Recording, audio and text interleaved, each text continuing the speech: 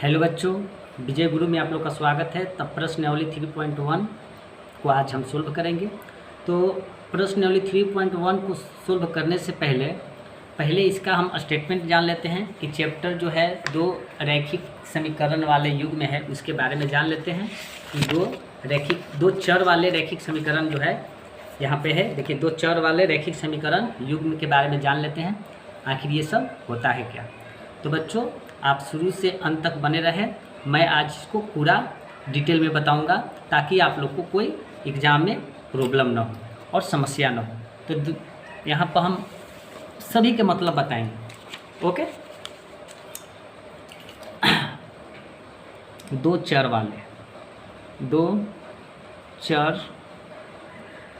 वाले रैखिक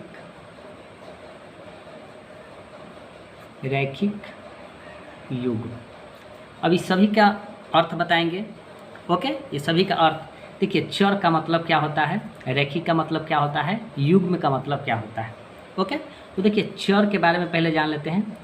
जब चर के बारे में जान गए तो अचर के भी बारे में जान लेते हैं कि अचर क्या होती है। ओके, जब चर जान रहे हैं तो अचर के जानना भी जरूरी होती है। तो हम चर और अचर दोनों बता रहे हैं। चर का मतलब जो होता है कि एक्स, वाई, ए, बी, पी, ये सभी हमारा चर है। इसी को हम क्या बोलते हैं, चर है। अचर का मतलब 2, 3, -50, 100, ये हमारा अंक जो है ये इसे अचर बोलते हैं। ओके, चर में एक्स, वाई, ए, बी, पी, जेड ये सभी हमारा चर है। और अचर में 1, 2, 3, -4, -50, 100 ये हमारा अंक जो आ गया, ये हमारा क्या हो गया, अचर हो गया। ओके, तो चर और अचर के बारे में जान गए। अब आते हैं रैखिक का मतलब। रैखिक का मतलब क्या होता है ये भी बता देते हैं। रैखिक का मतलब होता है कि जिसकी घात 1 हो। ओके, इसी को बोलते हैं रैखिक। तो ओके, ये भी समझ गए। चर का मतलब भी समझ गए, रैखिक का मतलब कि जिसकी घात 1 हो। ओके, अब आते हैं युग्म का मतलब। तो बच्चों, युग्म क्या मतलब जो होता है, युग्म का मतलब होता है जोड़ा। क्या होता है, युग्म का मतलब होता है जोड़ा। ओके, तो क्वेश्चन में हमें क्या है, दो चर वाले, यहाँ पर है दो चर वाले हैं। तो दो चर वाले, तो देखिए मान लीजिए कि एगो ये है चर और ये दो हमारा चर है। ओके, ये हमारा क्या है, चर है। तो अब इसको ऐसे भी लिख सकते हैं 2x + y, ये भी हमारा क्या है, चर है। इसकी अधिकतम घात देखिए, यहाँ पर इसकी घात क्या है, 1 है। इसका भी घात कितना है, 1 है। तो रैखिक हो गया, ये आपका चर हो गया, इसकी घात 1 है। यहाँ पर भी देगा, जिसकी घात क्या होना चाहिए, 1 होना चाहिए। तो ये हमारा दो चर भी हो गया और इसका घात भी हमारा क्या हो गया, 1 हो गया। चलिए एक और लेते हैं, 2t - y = 2, ये भी ले लिए। तो देखिए इसकी घात क्या हो जाएगा, 1 है, दो चर है जिसकी अधिकतम घात क्या है, 1 है। और यही हमारा क्या हो गया, दो चर हो गया, कोई दिक्कत नहीं है। तो देखिए बच्चों, ये बहुत ही सिंपल था। हालांकि मैंने चैप्टर 2 में ये अच्छे ढंग से रैखिक समीकरण के बारे में बताए हैं। अगर आप नहीं देखे हैं तो मैं डिस्क्रिप्शन में जाकर वहाँ से आप देख सकते हैं। और ये बहुत ही नॉर्मल क्वेश्चन था। अब इसके अर्थ भी आपको समझ में आ गया होगा। जब तक आप अर्थ नहीं समझिएगा तब तक आपसे क्वेश्चन पढ़ने में और या बनाने में समस्या आ सकती है। तो पहले अर्थ समझिए कि दो चर वाले रैखिक समीकरण होता है क्या। तो मैंने यहाँ पर पूरा डिटेल में बता दिए। चर का मतलब होता है, तो चर के साथ अचर भी पढ़ा जाता है। तो चर ये है, अचर ये है। रैखिक का मतलब जिसकी घात 1 हो। युग्म का मतलब जोड़ा। दो चर वाले के देखिए इस प्रकार हम फॉलो किए, कोई दिक्कत नहीं है। तो चलिए अपने क्वेश्चन में आते हैं 3.1 का। वो क्वेश्चन क्या कह रहा है और क्वेश्चन को अच्छे से समझकर बनाते हैं। तो बच्चों, आप ज़रूर इसे देखें ताकि आपको एग्ज़ाम में बहुत ही अच्छे मार्क ला सके। तो देखिए प्रश्नावली 3.1 का क्वेश्चन है फर्स्ट, कि आफ्ताब अपनी पुत्री से कहता है कि 7 वर्ष पूर्व मैं तुमसे 7 गुनी आयु का था, अब से 3 वर्ष बाद मैं तुमसे केवल 3 गुनी आयु का रह जाऊंगा। ओके, इस स्थिति को बीजीय एवं ग्राफीय रूप में व्यक्त कीजिए। हमें ग्राफ की ज़रूरत भी होती है। ओके, तो पहले क्वेश्चन हम बनाना चालू करते हैं।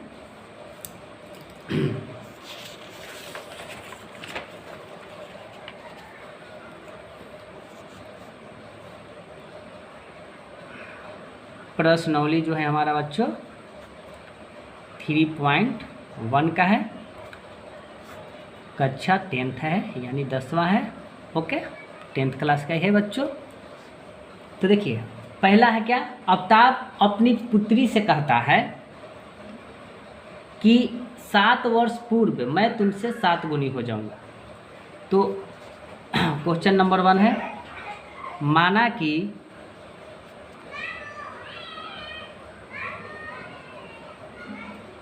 आफ्ताब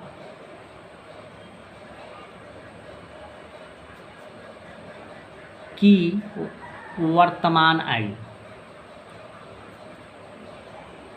माना कि आफ्ताब की वर्तमान आयु मान लेते हैं x वर्ष।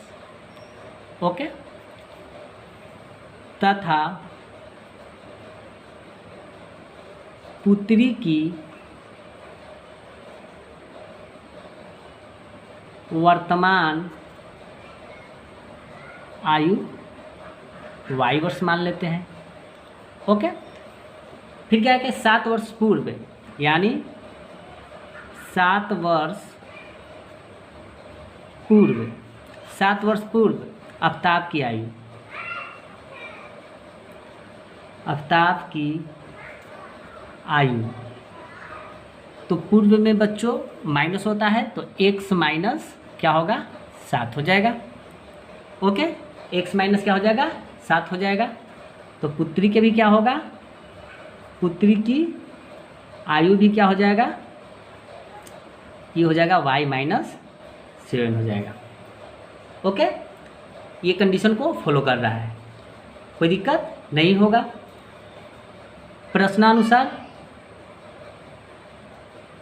प्रश्नानुसार देखिए, प्रश्नानुसार में क्या होगा, क्वेश्चन को यहाँ पर समझिए, ये हमारा आफ्ताब का हुआ, ये उनके पुत्री का हुआ, तो ये आपका आफ्ताब का हुआ बराबर क्या है, पुत्री के ये है।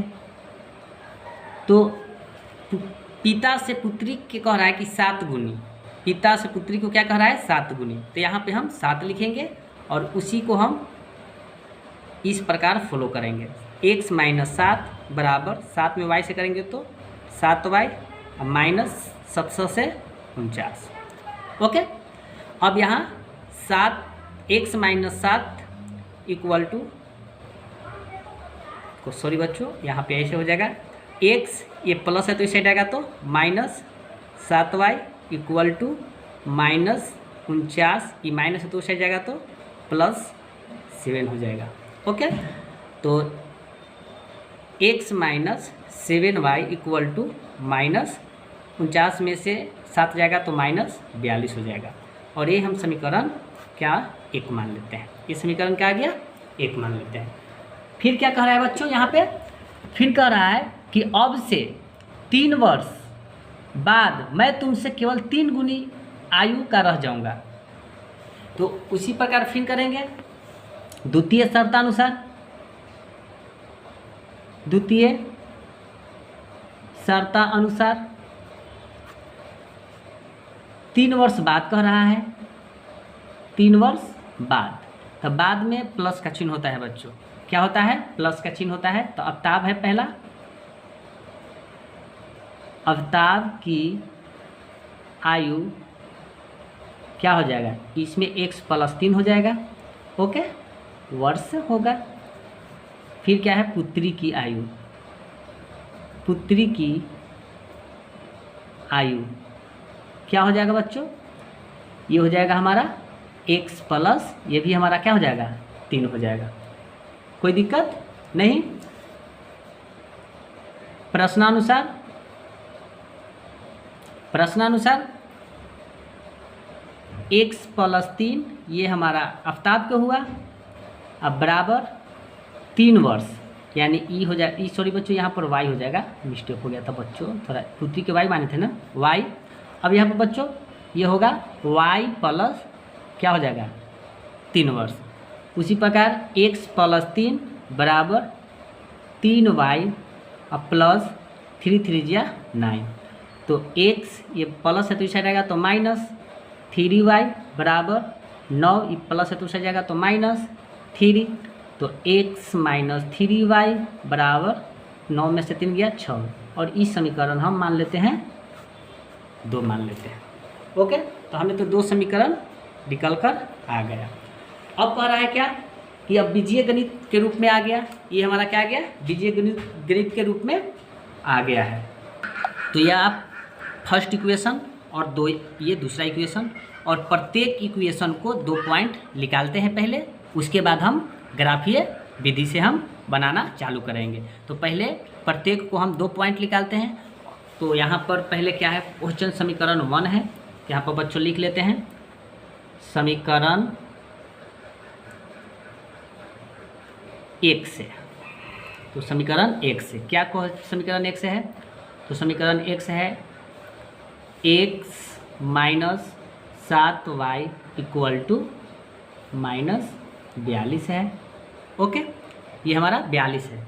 तो अब पहले हम 2 पॉइंट निकालने के लिए पहले हम x का मान निकालेंगे, फिर उसके बाद y का मान। तो पहले x का मान, आप ऐसा इसमें थोड़ा दिमाग खर्चा करने पड़ेगा बच्चों। x का मान नज़दीकी कम अंक ऐसा लीजिए जो पूरा पूरा कट जाए। ओके, ऐसा नहीं कि नहीं कटे, जो ऐसा x का मान रखिए कि जो हमें पूरा पूरा विभाजित हो जाए। तो देखिए, माना हम x को हम रख लेते हैं 0, x बराबर क्या रख लेते हैं 0। तो जब हम x बराबर 0 रखते हैं तो एक इक्वेशन जो है क्या है, x minus 7y equal to minus 42 है। तो x का मान 0 तो 0, माइनस क्या हो जाएगा 7y इक्वल टू माइनस 42 हो जाएगा। ओके, तो क्या हो गया, minus 7y equal to minus 42 हो जाएगा। तो माइनस से माइनस कैंसिल यानी कट गया, तो y बराबर क्या हो जाएगा 42/7 यानी 7 6 42। तो जब हम क्या रखें, x का मान 0 रखें तो y का मान हमें निकल के आया 6 आया। तो यहाँ पर इसे हम p मान लेते हैं, और x का मान क्या आया है 0, और y का मान क्या आ गया 6 आ गया। ओके, प्रत्येक इक्वेशन के 2 पॉइंट, फर्स्ट पॉइंट निकल गया।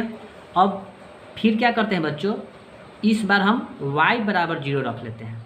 ओके, अभी y बराबर हम क्या रखते हैं 0।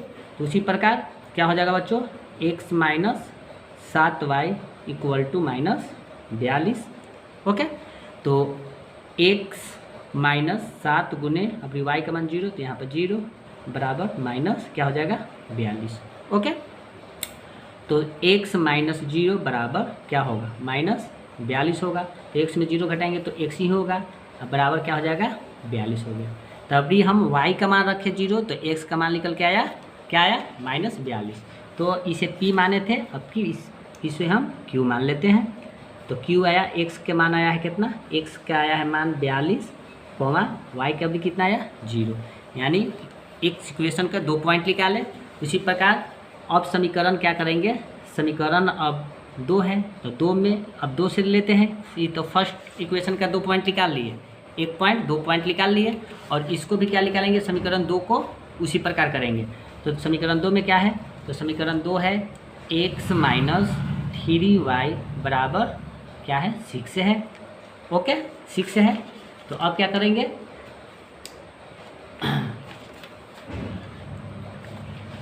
तो अब भी x का मान क्या रखेंगे बच्चों, x बराबर अभी इस बार क्या रखते हैं, माना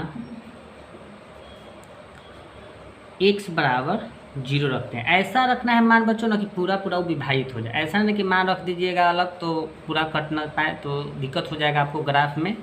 तो ऐसा आपको दिमाग से मान रखना है कि ताकि आपको आसानी से कट जाए।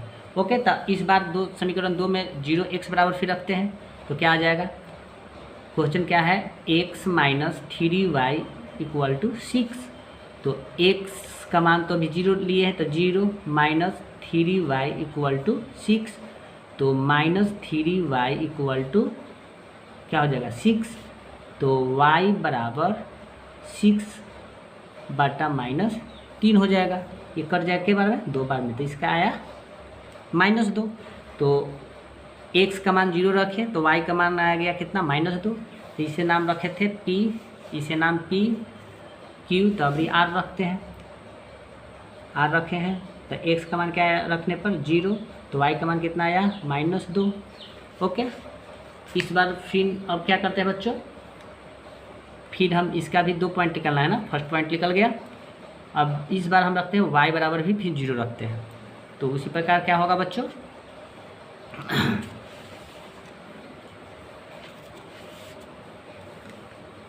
x minus 3y equal to 6, तो x माइनस 3 गुने y का मान अभी इस बार रखें 0 बराबर 6, तो x माइनस 0 बराबर 6, तो x बराबर क्या आ गया 6 आ गया। तो इस बार r रखे थे ना, तो अभी इस बार रख लेते हैं s। अब इसका भी 2 पॉइंट, x का मान कितना आया है 6, तो यहाँ x हो गया, और y का कितना आया है 0, तो इसका भी 2 पॉइंट हमें निकल कर आ गया। तो एक इक्वेशन में 2 पॉइंट होते हैं यहाँ पे, तो इसका 2 पॉइंट और इसका 2 पॉइंट। ओके, अब देखो बच्चों, मेरे पास तो ग्राफ का कॉपी नहीं है, तो तब पर भी मैं इसी पे बना कर दिखा देता हूँ ताकि आप लोग को दिक्कत ना हो। तो बच्चों यहाँ तक लो तो आप समझ गए, हमने ये बीजगणित से 2-2 पॉइंट निकाल कर रखे, सभी 2 पॉइंट निकाले, 2 पॉइंट समीकरण 1 का, 2 पॉइंट समीकरण 2 का निकाल के रख लिए। तो इसको हम साइड करते हैं बच्चों। अब देखिए ग्राफ किस प्रकार बनता है। तो बच्चों आपने, अगर आपको पास ग्राफ का कॉपी होगा तो अच्छे ढंग से बनाइएगा, ताकि मैं आप लोग को एग्जाम में फुल मार्क्स मिल सके। तो देखो बच्चों, पहले हम ग्राफ पार लेते हैं। देखिए, ओके, इस रूप में हम पार रहे हैं, कोई दिक्कत नहीं होगा।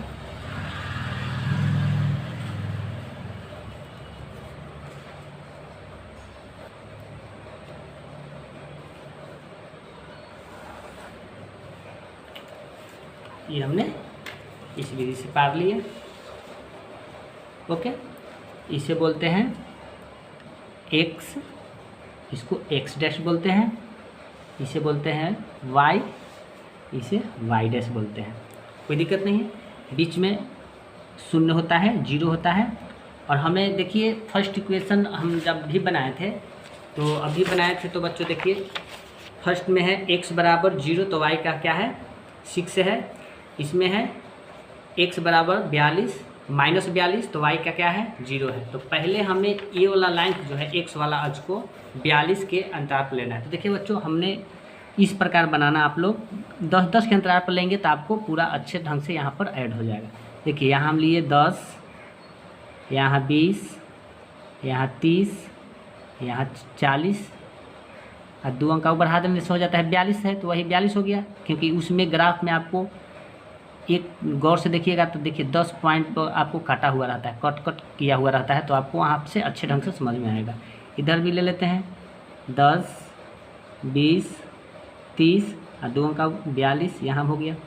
ओके, ये भी ले लेते हैं ऊपर, यहाँ से सॉरी बच्चों, 10, 20, 30, 40। ओके, इधर भी ले लेते हैं 10, 20, 30 और 2 42 है, तो यहाँ ले लेते हैं। ओके, कोई दिक्कत नहीं होना चाहिए।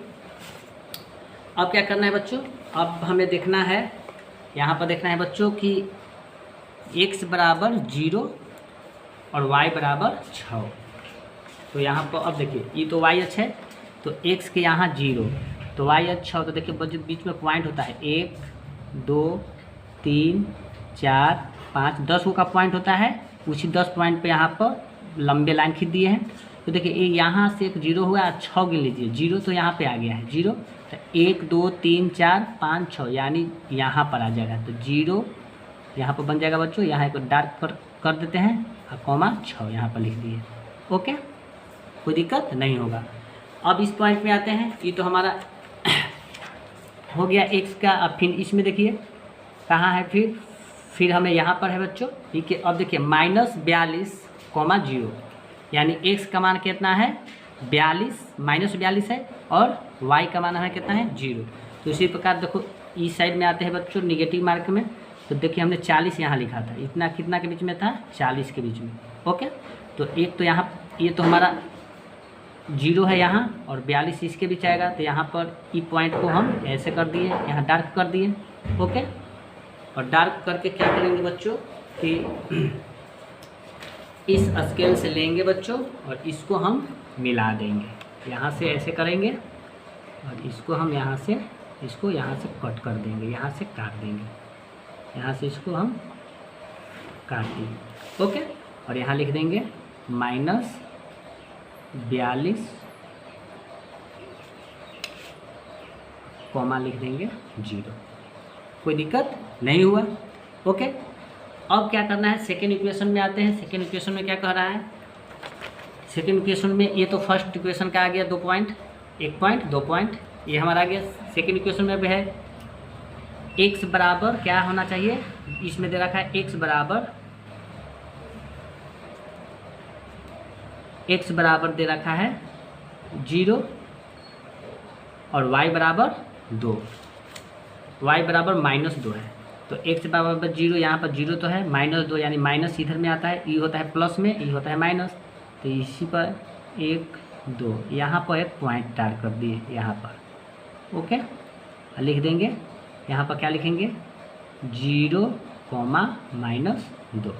ओके, फिर अब इसमें आते हैं बच्चों, इसमें है x बराबर क्या है 6, y बराबर 0, यानी x बराबर 6, यानी यहाँ पर आएगा बच्चों इस पॉइंट पर 10 के चला है तो यहाँ पर आएगा 1 2 3 4 5 6, यहाँ पर कर देते हैं बच्चों डार्क, यहाँ पर डार्क किए और इसी को क्या करेंगे बच्चों कि ई पॉइंट और ई पॉइंट को हम मिला देंगे, तो आपको ये तैयारी हो जाएगा ग्राफ।